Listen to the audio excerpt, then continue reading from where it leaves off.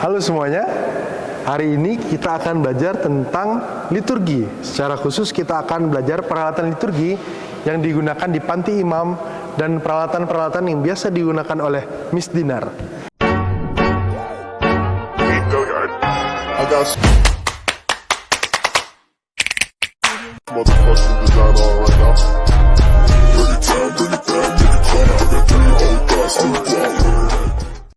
Nah, tempat frater berdiri sekarang ini namanya panti imam.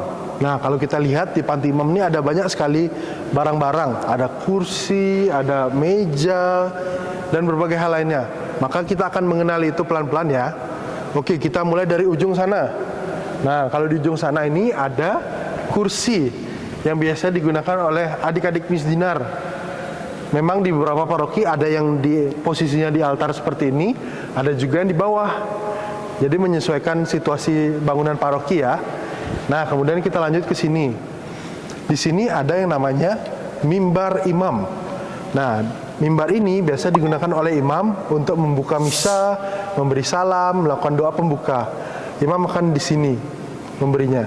Kemudian kalau kita lihat ke belakang ada kursi tempat duduk imam. Nah, ini ada namanya yaitu sedelia. Jadi ingat ya, ada istilahnya ini.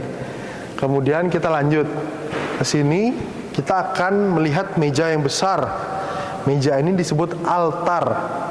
Nah, altar biasanya dilapisi oleh kain putih.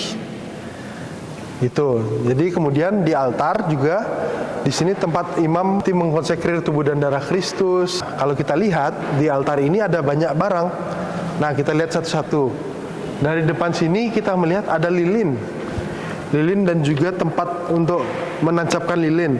Nah, tempat ini ada namanya yaitu kandelar. Jadi gampang ingatnya, kalau lilin bahasa Inggrisnya candle. Nah, alatnya ini adalah kandelar. Nah, kemudian kita lanjut. Biasanya Romo ketika berada di sini menggunakan beberapa buku, dan biasanya ada alas untuk menaruh buku supaya bukunya lebih mudah dilihat. Ini alatnya. Nah, ini memiliki nama yaitu simba. Nah, ini namanya simba, tempat untuk menaruh buku. Kemudian kalau kita lihat buku-buku yang biasa dipakai oleh Romo ketika misa, yang pertama adalah TPE atau Tata Perayaan Ekaristi. Ini harus ada selama misa. Nah, kemudian buku yang kedua ialah buku mencari pesan harian. Mencari pesan misa harian ini ya. Ini buku yang digunakan untuk misa harian, misa mencari pesan di tiap harinya sesuai minggu liturgi. Kemudian ada juga buku leksionarium. Leksionarium itu berisi bacaan harian dan bacaan Injil. Nanti kita lihat ya.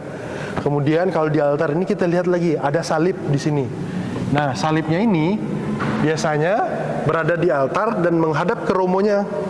Karena ini menjadi titik fokus Romo untuk melakukan kurban persembahan di tempat ini. Sementara umat menggunakan salib yang besar. Nah, jadi tahu ya sekarang bedanya dan fungsinya.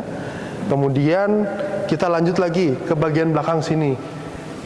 Nah, ini kita sudah tahu bersama, ini namanya tabernakel. Tabernakel merupakan tempat untuk menyimpan sakramen Maha Kudus.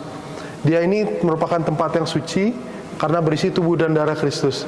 Biasanya ketika tabernakel ini ada isinya, itu ditandai dengan lampu. Ada lampu berwarna merah seperti ini.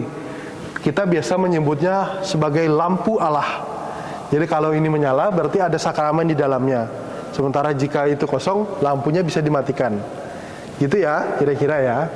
Kemudian kita lanjut ke bagian kanan. Nah, di bagian kanan ini ada meja-meja yang biasanya digunakan oleh Miss Dinar untuk mengangkat peralatan liturgi seperti sibori atau bahan-bahan persembahan lainnya. Meja ini atau bagian ini disebut credence. Jelas ya, credence. Kemudian kita lanjut ke bagian depan sini. Nah, ini namanya ambo. Ini seperti mimbar untuk membaca kitab suci atau bacaan leksionarium. Nah, leksionarium itu seperti ini bentuknya. Ini memuat bacaan harian dan sekaligus bacaan Injil di setiap harinya, di setiap minggunya. Ya, ini namanya leksionarium. Kemudian ada juga kitab yang memuat Injil. Itu bernama Evangeliarium. Ini bukunya. Biasanya dibawa ketika hari Minggu dan diarak dalam perarakan, kemudian ditaruh di altar. Dan pada saat membaca Injil, Romo biasanya mengangkat dari altar menuju ke tempat ini.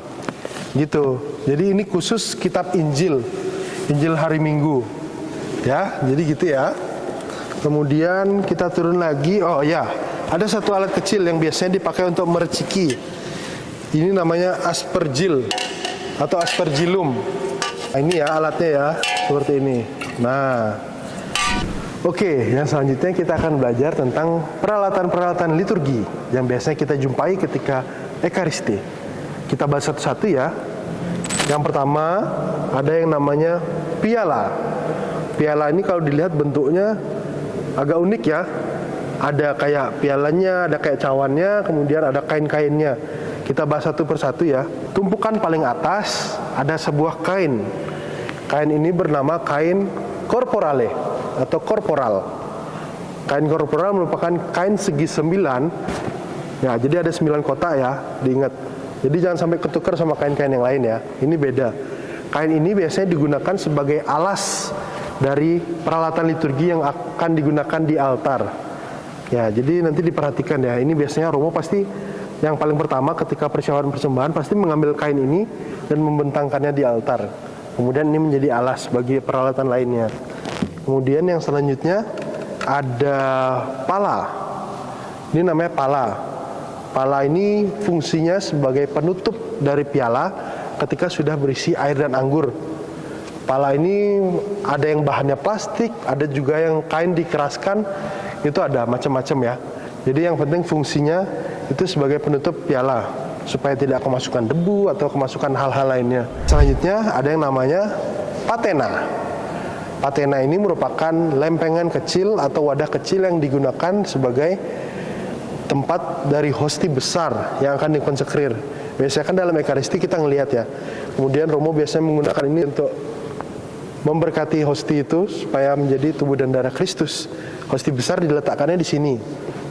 Itu. Kemudian yang selanjutnya ada yang namanya sendok kecil.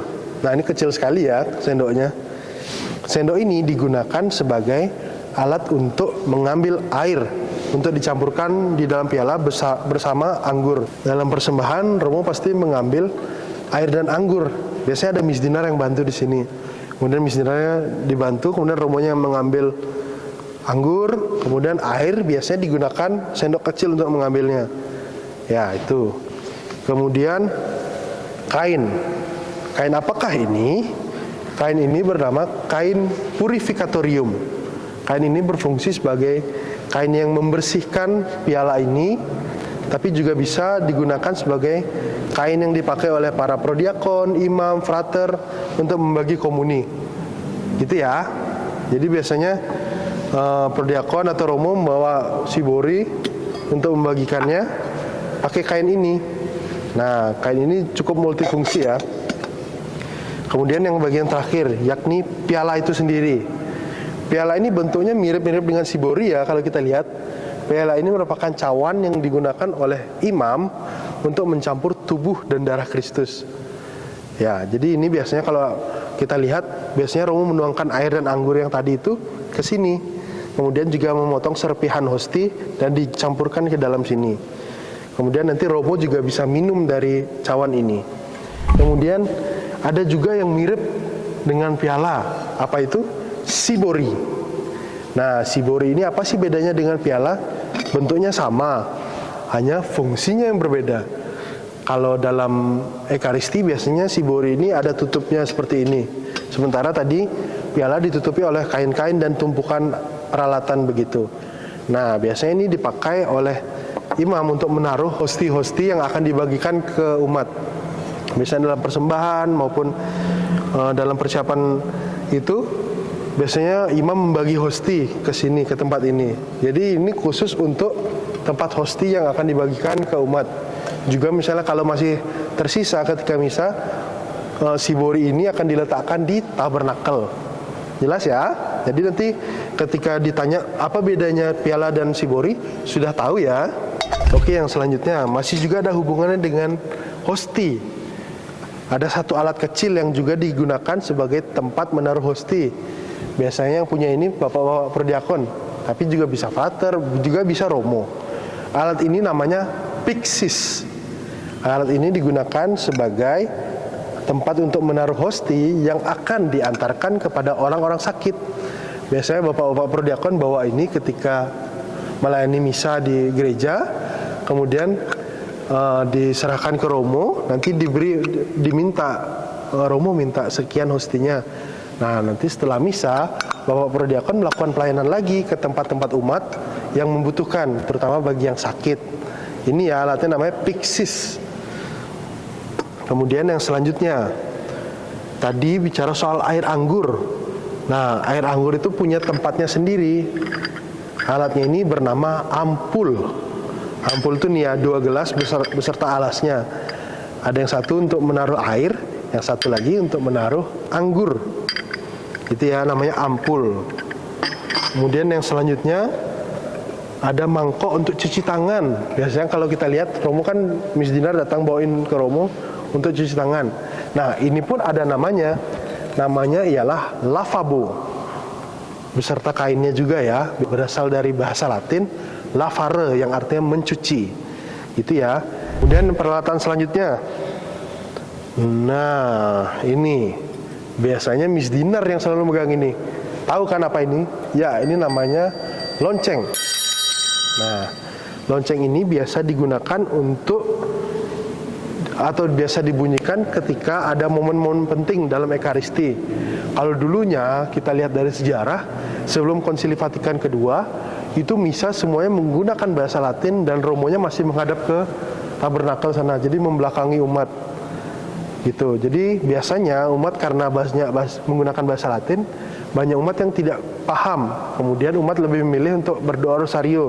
Maka alat semacam ini biasanya digunakan sebagai penanda bahwa pada saat itu momen lagi penting dan kita harus mengarahkan pikiran kepada imam dan ke altar gitu.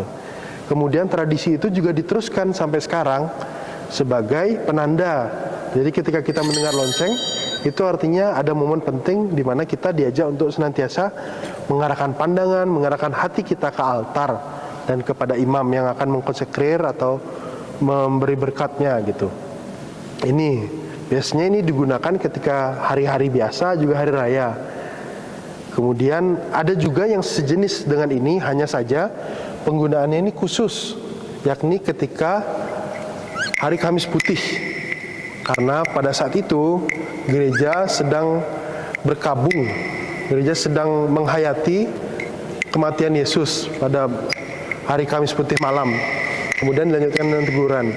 Nah, biasanya alat inilah yang digunakan. Jadi lonceng ini melambangkan juga kemeriahan, sementara yang ini melambangkan kesederhanaan, kesunyian, dan kenestapaan.